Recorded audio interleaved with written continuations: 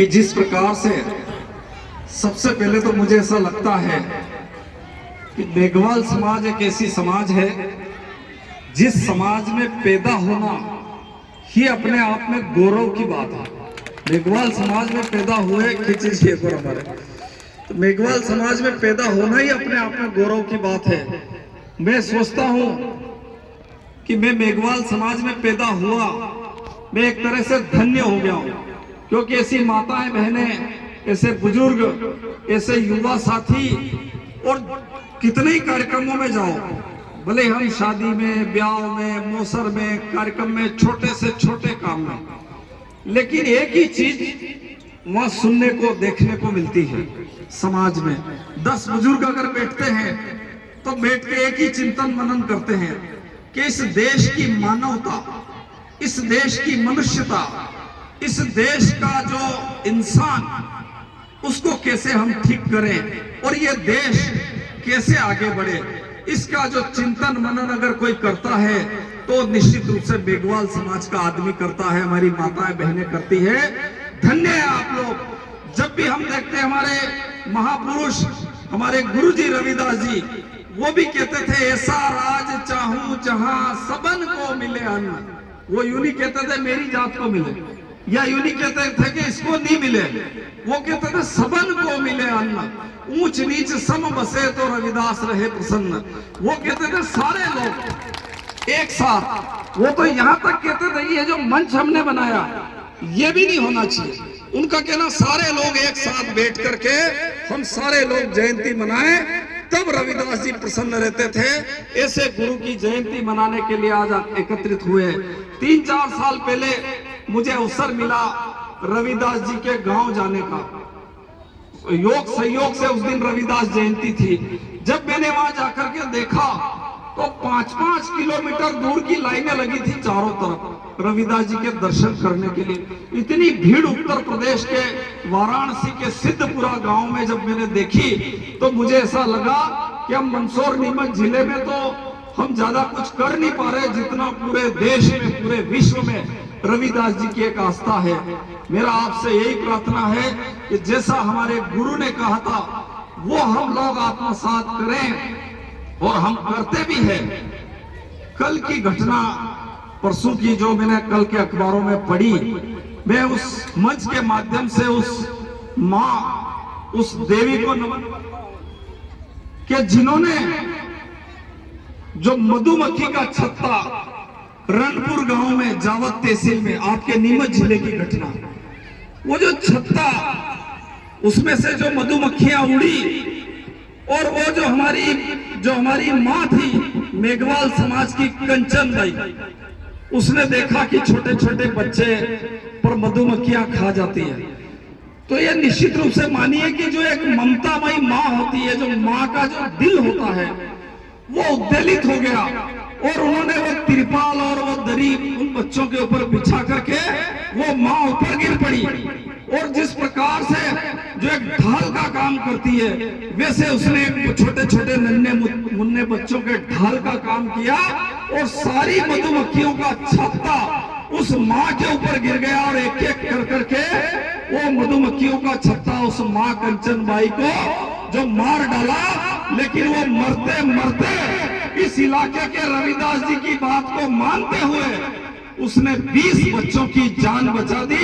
आज के इस मौके पर मैं उस ममतामयी माँ को नमन करता हूँ, श्रद्धांजलि अर्पित करता हूँ कि उसने इतना बड़ा काम करके हमारे युवाओं को संदेश दिया, हमारी माताओं बहनों को संदेश दिया कि हमको हमेशा मानवता के लिए, मनुष्यता के लिए, इंसानियत के लिए हम काम करें। तो निश्चित रूप से उस माँ का हम नमन करते हैं। लेकिन दुख मुझे तब होता है, विधायक जी हमारे बीच में अभी निकल गए, वो लेट हो गए, मैं उनको भी कहता, या मेरी बात अगर उन तक पहुंचे और नहीं पहुंचे तो उज्जवल जी पटवा हमारे बीच में विराजित है, मैं इनके माध्यम से विधायक जी तक एक बात पहुंचाना चाहता हूं कि कल के अखबार में जब मैंने पढ़ा तो मन उद्वेलित हो गया। मुझे लगा कि नीमच जिले का कलेक्टर और नीमच जिले का प्रशासन किस प्रकार से निष्ठुर है कि एक मौत होने के बाद एक मां ने 20 बच्चों को बचाने के बाद प्रेस नोट जारी करके वो कहता है कि ये तो डरपोक थी और भाग गई। मुझे लगता है इससे ज्यादा शर्मनाक बात इस नीमच जिले के लिए ही नहीं, पूरे देश के लिए इससे ज्यादा शर्मनाक क्या हो सकती है।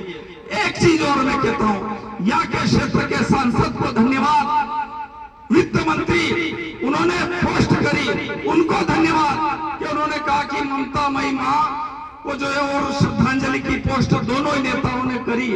लेकिन मुझे ऐसा लगता है हाथी के दांत खाने के अलग होते हैं और दिखाने के अलग होते हैं।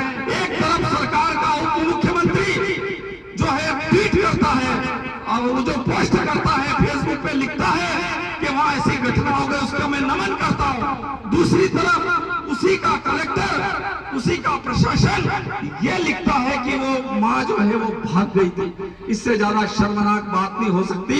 मैं आदरणीय पटवा जी से अनुरोध करूंगा कि उस कलेक्टर के कान मरोड़े और उससे कहे कि इस प्रकार की घटना नीमच ही नहीं पूरे प्रदेश में या पूरे देश में नहीं होना चाहिए। इसके लिए मैं आपसे आग्रह करना चाहता हूं, मैं पुनः निवेदन करना चाहता हूं कि जैसे शिक्षा की बात आदरणीय भेलूलाल जी ने, मदन वर्मा जी ने और सब लोगों ने करी, मेरी एक प्रार्थना है हम सब लोग खूब आगे बढ़े, खूब शिक्षित हो, खूब पढ़े। हर जगह मैं बोलता हूं और मेरे इस बात के बोलने से आधे लोग नाराज भी होते हैं। मेरा यह निवेदन है कि आप एक आदमी तहसीलदार बन गया, एक कलेक्टर बन गया, अभी पटवा जी के कान में हमारी बात यही हो रही थी, एक आदमी थानेदार बन गया और वो जैसे ही थानेदार बन गया एक नेता बन गया, और वो जो छोटा भाई है अपना जो गांव में रहता है उसके बच्चे की फीस भरना है, वो बार बार आग्रह करता है कि मेरी भी फीस भर दो, मेरा बच्चा भी पढ़ जाएगा। आप थानेदार बन गए तो उससे वो लिखवा लेता है कितने दिन में दोगे, इतने दिन में अगर नहीं दिए तो आपका ये खेत लिख दूं, आपकी ये मेड़ लिख दूं। ये नहीं होना चाहिए। हम सब लोग मिलकर के जो हमारा छोटा भाई गांव में रह गया, जो पीछे रह गया, उसके लिए भी हम काम करें, उसके बच्चे की फीस भी भरे।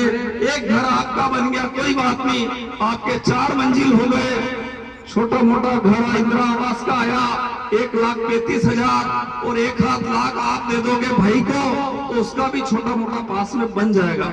ये अगर हम भावना रखेंगे तो निश्चित रूप से हम सब आगे बढ़ेंगे।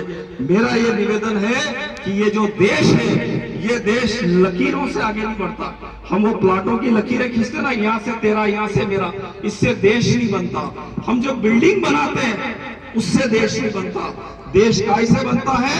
लोगों से बनता है, चाहे हिंदू हो, मुस्लिम हो, सिख हो, जैन हो, बौद्ध हो, पारसी हो, जितने भी धर्म है, जितने भी लोग हैं, सब लोगों को लेकर के हम साथ चले तो निश्चित रूप से मानिए कि हमारा देश एक साथ आगे बढ़ेगा।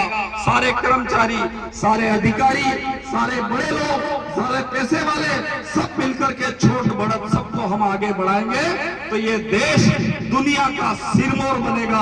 यही हमारे रविदास जी ने कहा और तभी रविदास जयंती मनाना सार्थक होगी, क्योंकि हमारा मेघवाल समाज के हमारे जितने बुजुर्ग हैं, जितने नौजवान हैं, जितनी बहनें हैं, वो निश्चित रूप से संत और महात्माओं की वाणियों को और उनको आत्मसात करते हैं। जब इस देश में भगवान महावीर स्वामी आए तो उन्होंने जो जो ज्ञान दिया, अगर वो किसी ने आत्मसात किया क्या नहीं किया, लेकिन मेघवाल समाज को इस बात के लिए धन्यवाद है कि चाहे भगवान गौतम बुद्ध हो, चाहे भगवान महावीर स्वामी हो, चाहे महात्मा गांधी हो, चाहे संत कबीर हो, चाहे संत नानक हो, चाहे पीपा हो, जितने भी संत महापुरुष हैं उन लोगों की वाणियों को आत्मसात किया।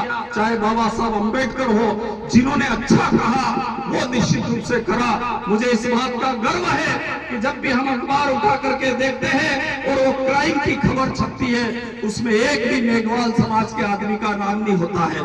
इसके लिए आपको खास तौर पे माताओं बहनों को धन्यवाद है कि जब हम देखते हैं कि अमुक आदमी ने चोरी करी, इतने चोर वहां पकड़ाए, इतने डकैत वहां पकड़ाए, इन्होंने इसके साथ छीना झपटी करी, इसकी फलाने आदमी ने जेब काट ली, या किसी का मर्डर कर दिया, किसी की हत्या कर दी। ऐसे नामों में हमारे लोगों का कभी नाम नहीं आता है। मैं पटवा जी आपसे आग्रह करता हूं कि एक बार हम बैठे हुए, एक आदमी से गलती से किसी आदमी की डेथ हो गई, मैं वहां गया बैठने के लिए, तो मैंने पूछा, मैंने कहा यार ये डेथ हो गई, तो उन्होंने कहा इसका घर और इसका नाम समाज से हमने बाहर निकाल दिया। ऐसी अगर कहीं समाज है जो हत्या जैसे जघन्य अपराध में अगर कोई आगे आकर के काम करती है तो वो मेघवाल समाज है। अगर कोई चोरी में पकड़ा जाता है गलती से भी तो उसकी सगाई नहीं होती है, ये मेघवाल समाज की देन है। आप सब लोगों से निवेदन है कि आप आगे बढ़े और जितने भी आसपास क्षेत्र में नीमच जिला हो कहीं भी हो, सारी समाज सारे धर्मों के लोगों को लेकर के आप आगे बढ़े, सारी जातियों को लेकर के, तो निश्चित रूप से मानिए कि आप आने वाले समय में बहुत आगे जाएंगे। इन्हीं शुभकामनाओं के साथ मैं पुनः संत रविदास जी के चरणों में एक छोटी सी बात कहकर अपनी बात को खत्म करता हूं कि उन्होंने एक स्लोगन दिया था हमें, मन चंगा तो कठौती में, मन चंगा तो कठौती में गंगा। मतलब उन्होंने कहा अगर हमारा मन निर्मल है, हमारा मन चंगा है, तो निश्चित रूप से कहीं भी मथुरा काशी में जाने की जरूरत नहीं है। एक और बात मैं कह रहा था कि हमारे महापुरुषों के खिलाफ अभी कुछ षड्यंत्र चल रहे हैं। मानव को मानव से लड़ाने की साजिशें चल रही, हिंदू को मुसलमान से लड़ाने की साजिश चल रही, जैन को सिख से लड़ाने की साजिश चल रही, व्यापारी को जो है किसान से लड़ाने की साजिश चल रही, मजदूर को किसान से लड़ाने की साजिश चल रही। उस साजिशों में हमको नहीं आना है, हमको सारी जातियों और सारे धर्मों के लिए काम करना है। इन्हीं शुभकामनाओं के साथ धन्यवाद। जय हिंद, जय भारत, जय संत रविदास जी महाराज।